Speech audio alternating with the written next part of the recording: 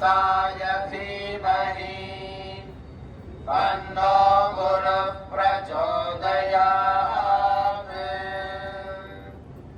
गणत्रकारकस्य अनुग्रहार्थं शुक्रप्रार्थना शुक्रगायत्री।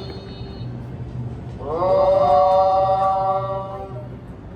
भार्गवाय विद्महे धनुर्हस्ताय धीमहि तन्नो भृगुसुतः प्रचोदयात्।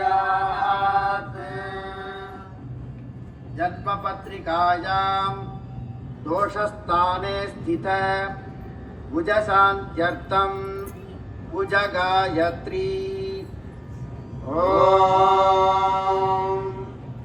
अंगारकाय विद्महे भूमिबालाय धीमहि तन्नो गुरुः प्रचोदयात्। उभयतरस्थानेषु स्थित राहुकेतुपरिहारार्थं सर्पदोषनिवृत्त्यर्थं च राहुकेतुगायत्री। ॐ नागध्वजाय विद्महे पद्महस्ताय धीमहि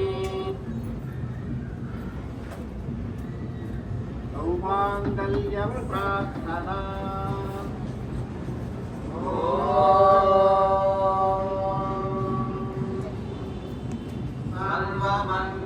सर्वमङ्गलमाङ्गल्ये शिवे सर्वार्थसाधिके शरण्ये त्र्यम्बिके गौरी नारायणि नमोऽस्तुते।